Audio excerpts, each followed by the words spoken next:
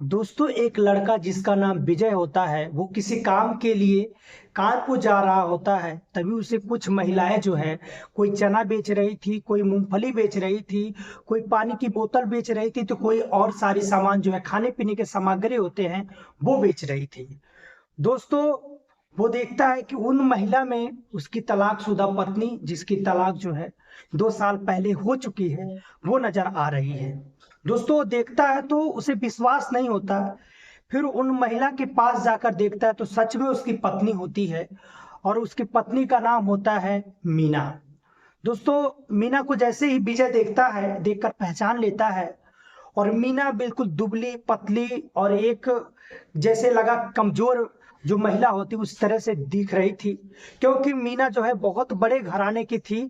और जब उस हालत में वो दिख रही थी, तो विजय को बहुत आश्चर्यचकित होता है कि आकाश, ये कैसे, ये तो बहुत मतलब धनी घर की थी और इसका शादी भी और किसी जगह लग चुका था, तो ये इस हालत में कैसे है।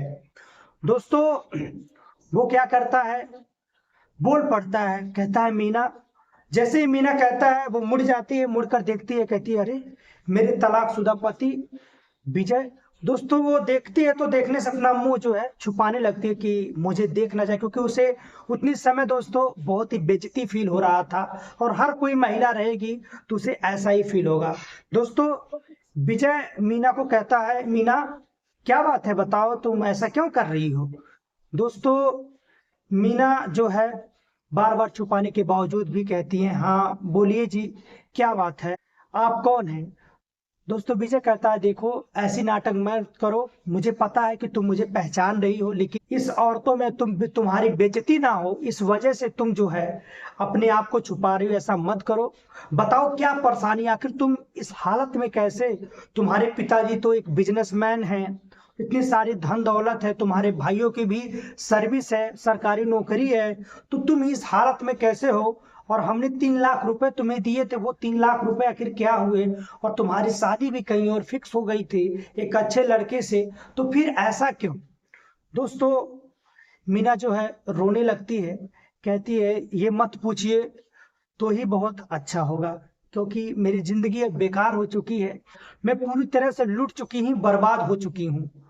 दोस्तों, इतने में बस जो है चालू हो जाती है, और मीना जो है अपने जो मूंगफली लिए रहती है वो लेकर चढ़ जाती है। विजय भी कानपुर वाले रोडवेज बस में चढ़ जाते हैं। दोस्तों, विजय जो है कहता है, देखो सुनो मेरी बात, तुम आकर मेरी सीट के पास बैठ जाओ, कोई नहीं, बाद में तुम अपनी मूंगफली बेच लेना, मुझे तुम्हारी परेशानी जानना, आखिर ये जीवन कैसे तुम जी रही हो, एक अच्छे घर की हो, तुम ये जीवन कैसे जी रही हो। दोस्तों, मीना कहती है कि क्या ही मैं बताऊं आपको, अगर मैं आपको छोड़कर बहुत भूल की, मैं नादान थी उतनी समय, मेरे दिमाग में पता नहीं, मेरे भाइयों, मेरे भाभी, मेरे माता पिता, सभी लोग ने पता नहीं ऐसी बात बोल दी थी, जिसकी वजह से मैं फ्रस्ट्रेशन में आकर आपको तलाक दे दी। और मुझे इस बात से बहुत दुख है, बहुत बुरा भी लग रहा है।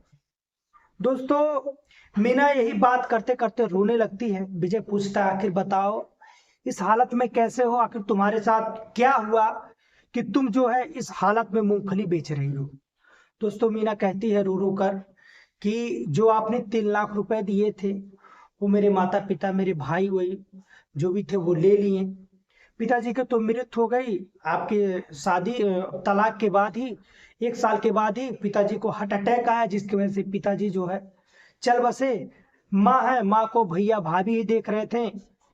और मेरा शादी जो है जिससे फिक्स किए थे, वो लड़का का उम्र जो है ज्यादा था, और मैंने जैसे उसको देखा तो मुझे लगा कि इसका उम्र ज्यादा है, मुझे शादी नहीं करनी चाहिए, क्योंकि वो लड़का भले ही पैसे वाला था, लेकिन वो उसका उम्र जो है ज्यादा था। और लालच में आकर ही मेरे भाई और मेरी भाभी जो है, मेरी माँ जो है, शादी मेरा उससे कर रहे। दोस्तों, विजय जो है जब इतना बात सुनता है, तो उसके आंखों से भी आंसू निकल आते हैं कि मेरी आखिर ये पत्नी है, 4-5 साल मेरे साथ रही है, और फिर ऐसे ऐसे वाकया हो गए, और हमें जो है कानों कान खबर नहीं, हम दोनों के साथ ही धोखा दिया गया। दोस्तों, वो कहती है कि मैं इस बात से इनकार हो गई कि मैं इससे शादी नहीं करूंगी, इसके वजह से मेरे को कुछ दिन तो अपने साथ रखा, लेकिन मुझे जब मेरा पैसा जो है 3 लाख रुपए बर्बाद हो गया, सब खत्म कर दिए, तो मुझे लात मारकर घर से बाहर निकाल। इसीलिए मैं जो है एक छोटा सा कमरा लेकर अपना जो ये मूंगफली का व्यापार है पेट के लिए चला रही। मैं क्या करूं, मैं हमेशा आपसे मिलना चाहती थी, कोशिश करती थी मिलने के लिए, लेकिन क्या करूं, मजबूर थी। और आपका नंबर भी नहीं था कि मैं आपसे मिलूं, और मुझे आपके घर कैसे जाऊं, किस मुंह लेकर मैं आपके घर जाऊं। बहुत दुखी हूँ। मुझे बस मैं क्या बताऊं, आप मुझसे आपसे एक ही रिक्वेस्ट है कि मुझे आप माफ कर दीजिए। दोस्तों, विजय जो है जब इतनी बात सुनता है कहता है कोई बात नहीं, तुम चिंता मत करो। मीना जो है कहती है बताइए आपकी माँ कैसी हैं, आपके पिताजी कैसे हैं, और आपका छोटा भाई कैसा है। विजय कहता है सब बहुत अच्छे हैं, छोटा भाई भी एनसीसी की तैयारी कर रहा है, और माँ भी ठीक है। लेकिन माँ हर रोज मुझसे एक ही बात कहती है, क्या बहू घर वापस नहीं आएगी। लेकिन माँ को क्या पता है कि बहू का तलाक हो चुका है, तलाक के बाद कोई वापस नहीं आता। दोस्तों, इतने में जो है कानपुर शहर आ जाता है। विजय जो है उतर कर जाने लगता है, कहता है कि मुझे कुछ काम है, मैं 2 दिन तक कानपुर में रुकूंगा, उसके बाद ही मैं घर वापस जाऊंगा। तुम क्या सोच रही हो, क्या तुम मुझे बताओ। मीना कहती है कि देखो जी, मैं आपसे बस कह रही हूँ कि आप मुझे माफ कर दीजिए और मुझे अपना लीजिए। विजय कहता है ठीक है, ये मेरा नंबर है, और तुम मुझे जब भी मन करेगा तब भी कॉल कर लेना। और ये 3-4 हजार रुपए है जो तुम रख लो, और तुम्हें बेचने की जरूरत नहीं है, तुम अपने रूम पर जाओ जहां तुम अपना रूम ले रखी हो। हम मिलते हैं 2-3 दिन बाद, मैं आऊंगा तो तुमसे कांटेक्ट करके मैं मिलूंगा। दोस्तों, विजय चला जाता है। 2-3 दिन बीत चुके होते हैं। जब विजय का फोन नहीं आता है मीना के पास, तो मीना जो है जो नंबर विजय ने दिया था अपने फोन से विजय पे फोन करती है। तभी जो है विजय भी फोन करने लगता है तो व्यस्त बताने लगता है। तो मीना को लगता है कि विजय जी ने मुझसे मतलब धोखा मेरे साथ भी कर रहे हैं। लेकिन विजय तभी अचानक में कॉल जो है लग जाता है। विजय कहता है कि तुम्हारे पास मैं कॉल पे कॉल कर रहा हूँ, तुम्हारा व्यस्त बता रहा है, कहाँ बात करूँ। तो वो कह रही है कि मैं आपसे आपके पास ही लगा रही थी, आपका कॉल नहीं आया था तो मेरे को घबराहट होने लगा, आखिर क्या बात है, कॉल क्यों नहीं आया। तो इसीलिए मैं जो है कॉल लगाने लगी थी। दोस्तों, जब किसी दोनों व्यक्ति अगर फोन लगाने लगे तो आपको भी पता होगा व्यस्त बताने लगता है, कहता है कि वो अभी व्यस्त है। इससे आप लोग गलत मत हो, क्योंकि दोनों लोग अगर फोन लगाएंगे तो व्यस्त बताता है। दोस्तों, तो जो विजय रहता है वो मीना से मिलता है। उसके रूम से थोड़ी दूर पे एक पार्क होता है, वहां दोनों लोग मिलते हैं, फिर से बातें चीतें करते हैं। और विजय कहता है जब तुम्हारे पास मैं कॉल कर रहा था तो बिजी आ रहा था, तुम किससे बात कर रही थी। मीना कहती है कि आप मेरा विश्वास कीजिए, मैं किसी से बात नहीं कर रही थी, ये मेरा मोबाइल फोन ले लीजिए, मैं आपसे बातें कर रही थी, बातें करने के लिए फोन लगा रही थी, इसलिए जो है मेरा कॉल जो है व्यस्त बता रहा था, आपका व्यस्त बता रहा था। दोस्तों, विजय कहता है ठीक है, कोई बात नहीं। देखो, जब ऐसी बात है, तुम्हारे साथ इतना जलील हुआ है, इतना, देखो मैं भी सच बताऊं तो तुमसे भी बहुत प्यार करता हूं, लेकिन बस एक ही बात सताता रहा कि अगर मेरे पास धन दौलत होता, पैसा होता, तो काश तुम मुझे छोड़कर नहीं जाती। लेकिन गुजारा करने के लिए मेरे पास एक अच्छा मकान है, एक अच्छा खासा दुकान मैं खोल रखा हूँ फॉर्च्यूनर की, जिससे हमारा जो है घर का खर्चा रोजी रोटी आराम से चल जाता है। और भाई भी अच्छे खासे स्कूल में जो है एनसीसी की तैयारी कर रहा है। दोस्तों, विजय जो है कहता है कि कोई बात नहीं, जो भूल हुई हम तुम्हें क्षमा करते हो, मुझसे भी कुछ भूल हुई, मुझे भी क्षमा करो। दोस्तों, दोनों लोग जो है वहीं पे लिपट जाते हैं और लिपट कर रोने लगते हैं और खुशी के आंसू रोते हैं। दोस्तों, विजय जो है मीना को लेकर अपने घर जाता है।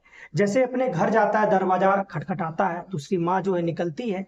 माँ देखते ही खुशी से पागल हो जाती है कि मेरी बहू जो है वापस आ गई। लेकिन बहू को देखकर वो भी रोने लगती है, क्योंकि बहू जो है दुबली पतली और कमजोर हो गई। दोस्तों, ये सारी बातें जो है अपनी माँ को विजय बताता है, तो उसकी माँ भी जो है चिंता करने लगती है, रोने लगती है।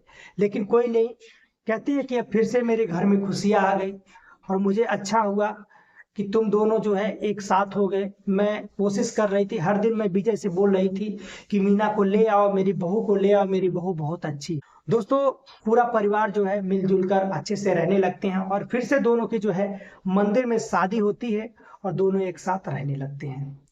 दोस्तों, इस कहानी को सुनाकर बस एक ही उद्देश्य है कि आप लोग को जागरूक करना। देखिए दोस्तों, जिंदगी में आप लोग को बढ़ावा देने के लिए, मजे लेने के लिए बहुत लोग होंगे कि आपको पैसे के लिए आपकी जिंदगी बर्बाद कर देंगे। वो आपके अपने भी हो सकते हैं और गैर भी हो सकते हैं, और खास करके अपने ही दगाबाज होते हैं। तो दोस्तों मैं यही कहूंगा कि अपने आप को किसी भी निर्णय को लेने के लिए, किसी भी चीज को करने से पहले एक बार जरूर सोचिए, नहीं तो आपके साथ भी ऐसी ही घटना हो जाएगी, फिर आपको पछताते हुए दिन नहीं बीतेगा। दोस्तों मिलते हैं किसी और नेक्स्ट वीडियो में ऐसी ही कहानी लेकर, तब तक के लिए धन्यवाद। लेकिन आप लोग अगर कहानी पसंद आया हो तो चैनल को सब्सक्राइब करके वीडियो को लाइक और शेयर कर दीजिए।